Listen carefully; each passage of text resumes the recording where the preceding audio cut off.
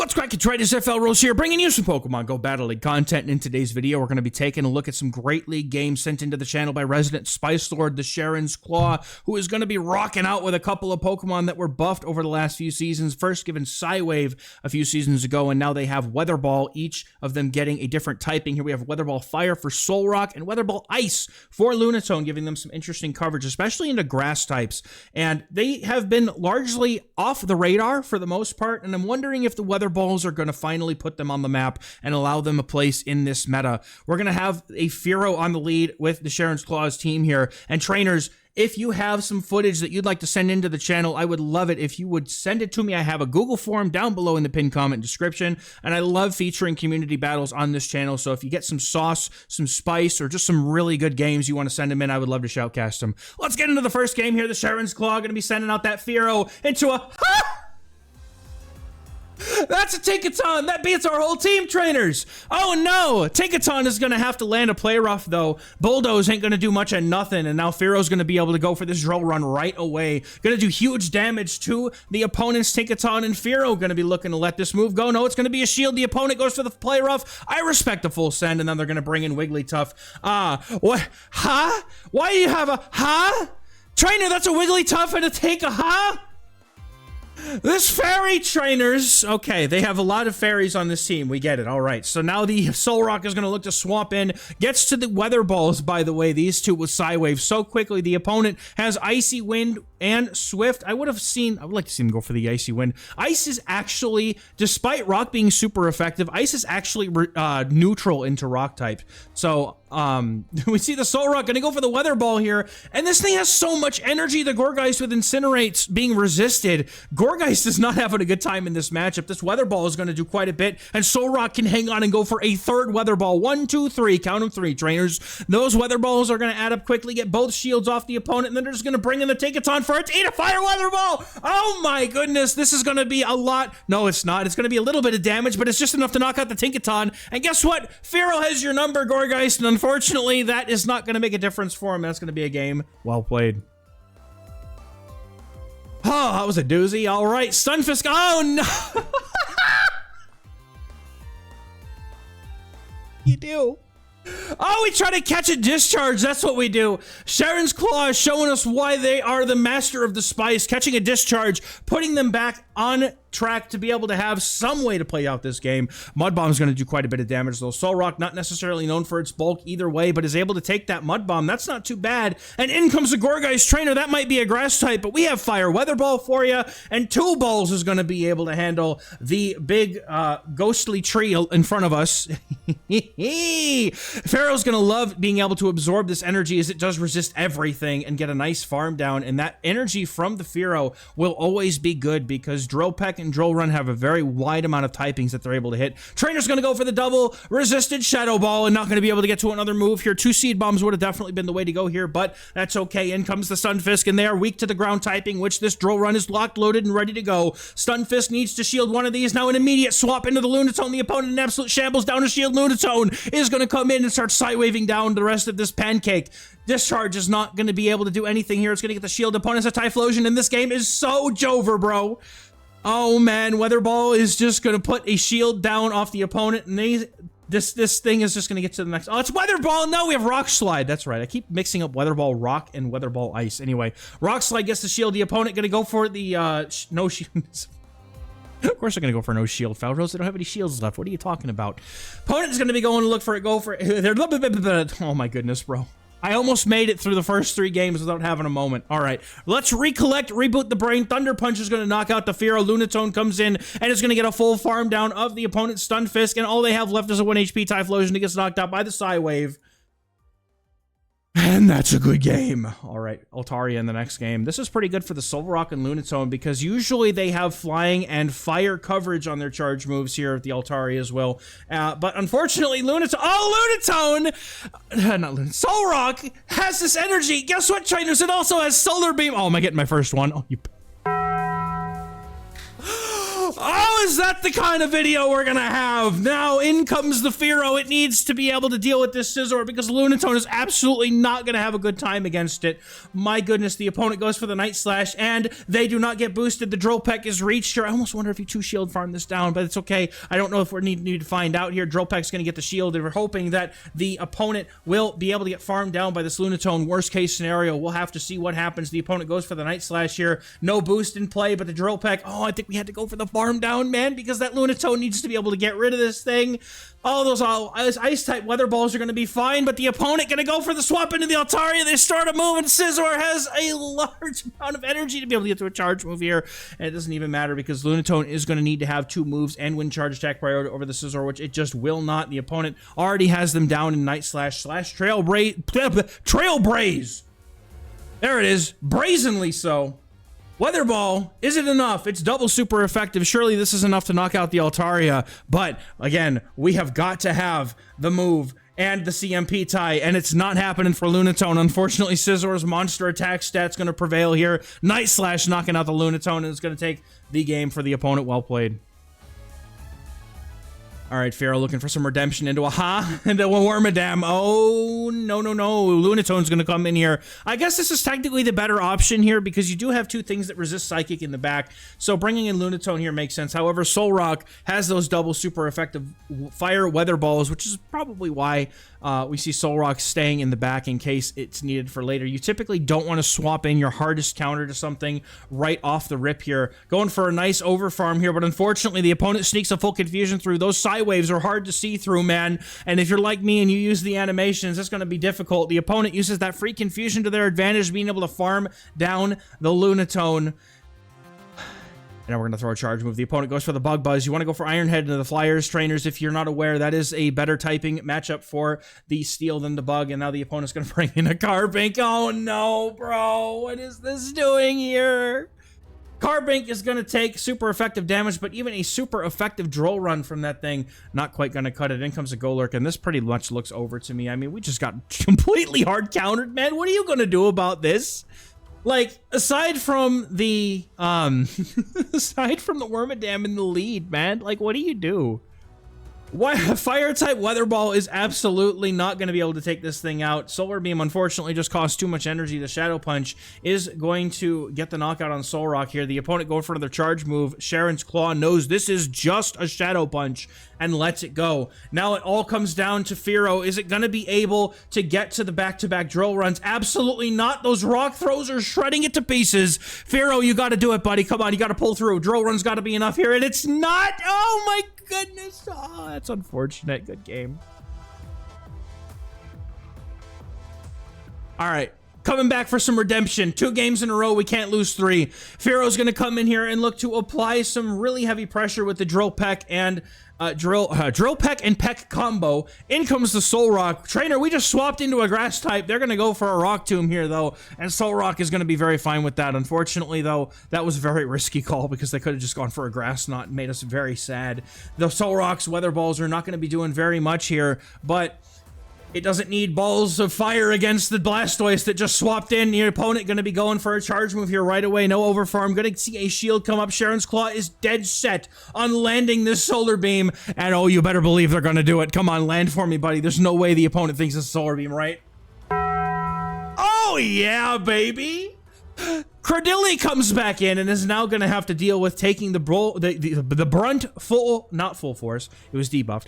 Weather Ball is going to get the shield from the opponent. They want a full farm down. That's a lot of energy on this Cradily. What comes in here? Lunatone is going to be able to take any one move here. I think Grass Knot might not be enough. The opponent just going to go for the Rock Tomb. They thought that Fearow might come back in, but boy, were they wrong. And now, Fearowing for their lives are throwing another move here, and we know that this Rock Tomb's not going to do enough. Trainer, do you even know Grass Knot? Just throw the Grass Knot. In comes Talonflame, and the energy that we have on the Fearow here is going to be really nice to be able to outpace this opponent's Talonflame. However, one Drill Peck is not going to quite cut it. The opponent is going to need to either, I mean, they have to shield this at this point, but you know what, though? Lunatone looking pretty saucy with that low HP. That shield might be nice for it. The opponent chickens out, throws the energy, And now Pharaoh's going to put up a shield and look to try to get this farm down. If the opponent does not get the damage registration error, they should not be able to get this charge move. Not even taking that chance, man. Drillpeck is going to be reached and immediately goes for it right before the opponent can get to that charge move. Down goes the Talonflame. Cradily is going to come in here, and Cradily going to look to throw the energy here. Lunatone comes in and catches the move. It's a trap trainer. Rock Tomb gets the... No, it doesn't. The opponent hangs... The opponent undercharges, Lunatone hangs on, the opponent does not get the knockout. With that Bullet Seed, Weather Ball is going to get the knockout here, and risky, but well played, good game. Next game, what a lead, bro. Dusknoir into Pharaoh. Pharaoh is double resisting the ghost type damage, however, it is still ghost type damage that does normally large amounts of damage, and so Pharaoh, being as frail as it is not super happy to be having to take a lot of damage from these fast moves. I mean, even, bro, you have to respect the dynamic punch. Like, over time, I know they're double resistant, they're not doing a lot, but over time they will add up. You see they're actually, like, doing visible amounts to the health bar, and Pharaoh's gonna be looking to go for this second peck here, or drill peck. You gotta keep the Lunatone and the Solrock away from it. Successfully have done that, and now the opponent's got a Clodsire in the back. This Pharaoh has energy to throw at this Clodsire, and the super effective drill run is now thrown. Is the opponent going to respect it, or are they going to let it go? Clodsire's pretty bulky. They let it go. Now we know that it's gotten them down to about range of the drill peck. The Psy waves that follow are absolutely going to put it down within range of even a drill peck at this point. Clodsire is just going to have a very bad time. They full send the Earthquake, and I respect it. Opponent comes in with a Kanto Marowak and is able to get the farm down. The Snipe even, but drill peck is reached. Pharaoh is too quick for this thing, and we're going to see Pharaoh look to go for it. The drill peck going to do quite a bit of damage. The opponent decides they want to protect shield that move. Now the opponent goes for the charge move. What are they going to go for here? That is going to be a rock slide. No, it's going to be the Bone Club. The opponent trying to bait, and now Pharaoh's going to go for an overfarm. Sharon's Claw absolutely confident that there is no way that this is going to be a double rock slide situation. They're going straight for the drill peck right now, looking to lock in that damage, and the opponent is going to go down to the Psy waves from Lunatone, not having any energy left after throwing those Bone Clubs, and then Lunatone simply gets to the ice. Weather Ball going to be able to knock out the opponent's ground type, and that is nice for Lunatone, having a move that hits both ground types and the grass types. Good game, well played. Both of them have very good safe swap sort of properties I like. Hello, Azumarill. That is an awkward thing to have against this team. Pharaoh is going to have to put in some work. The opponent, however, swaps in a Volt Switch Fortress. All right, now we're going to see one of these two shine. Lunatone's going to be the one to come in and sacrifice itself to this Fortress here. Not a great matchup for it. The opponent throwing energy. This is a Rock Tomb. No, they're on Sand Tomb! Oh, trainer, you should be running Earthquake with that Fortress if you're running Volt Switch. That's just my humble opinion. I think Bug Bite personally goes much better with Sand Tomb than Sand Tomb goes with Volt Switch. Goodness gracious, I had like 3 different ways to say that sentence and they just came out at once. I prefer to have Bug Bite and Sand Tomb together as opposed to having Volt Switch and Sand Tomb, for the most part, just because it's a nicer combination to have with that fast move pressure. Now, the opponent's gonna... What? We swap in Solrock, trainer. Okay, we're gonna land a Solar Beam, aren't we? All right, Ice Beam is gonna do a little bit of damage, but the bubbles are what's gonna matter here. The opponent is looking to farm up some more energy. Solar Beam takes an Eon to reach, and it's not gonna be quick enough for Solrock here, as it is now forced to put up a Protect Shield and consider throwing those Fire Weather Balls instead. The opponent looking to go for some more bubbles here. Solrock is going to look to try to fire off this Fire Weather Ball and see if it can't get enough damage off on this Azumarill perchance. Now the opponent makes to look a quick switch out here, and then Azumarill comes back in and gets sniped down by the Pharaoh. The opponent has a Malamar in the back, and they save 2 shields for it. Unfortunately, though, for them, Pharaoh has a lot of energy already, and that's going to force a shield off of the opponent here. And honestly, Solrock looking pretty solid here. The opponent now is going to be forced to put down their second shield, and that locks in a victory here for the Sharon's Claw as the opponent looks to go for the charge move. Pharaoh never needs to do anything here except for let this go. We have a Solrock with a Solar Beam in the back. Is it going to be enough? You absolutely bet your tookus it's got to be, because if it's not, I'm shutting this whole thing down right now. I got the button ready to go. Oh yeah, Solrock hitting him with a Solar Beam for the victory. Good game. Pharaoh on the lead in the next game against a Cradily. Cradily is looking up in the sky, seeing an absolute fiend of a Pharaoh in the lead. Now the opponent going to look to try to go for the Rock Tomb right away. Sharon's Claw dancing around, making some... Dude, I would never expect some catches like this to be done with a Cradily in the lead. But you know what? We gotta do what we gotta do to get those dubs, man. We got the Solrock here looking to go for the Fire Weather Ball, apply some chip damage if possible. Trying to get the... Why, Trainer? Trainer, why'd you shield Weather Ball? You debuffed him already. The opponent's Cradily is gonna be looking to go for a move here. They're gonna be down a shield at this point. Fearo's got so much energy. If the opponent doesn't have a move yet, which they do not, Fearo can launch a double assault of Drill Pecks here without having to worry about the Cradily. The opponent puts a shield down and then is gonna go for the charge move here. This is an easy, little bit of an overfarm for the Fearo. Easy shield here, an immediate swap into the Lunatone, which Sharon's Claw is absolutely confident the opponent does not have any energy here, and they do not get to a charge move, and Weather Ball is going to be fired. That's going to get a knockout. That's super effective damage. What's the opponent going to have in the back? I think we've only literally seen the Cradily at this point. That's a Dedenne in the back, and that is something that has been nerfed recently. The opponent was not swapping out because they wanted to align the Dedenne to the Fearo. However, that's not going to be working out for him in this game because Lunatone is just looking to try and get rid of this thing. That huge damage from that rock slide. The opponent goes for the play rough here, and in comes Talonflame, and it's on Fire Spin. Gonna be doing a little bit more, not even a little bit more than Incinerate. I think this is like, I think Fire Spin is not doing any, I don't think it does enough damage to be comparable to Incinerate. But if you don't want to spend the Elite Charge TM, just run Fire Spin, and now Dedenne's gonna come back in, but unfortunately it's too little too late. It's gonna get farmed down by the Flying type Fearo, which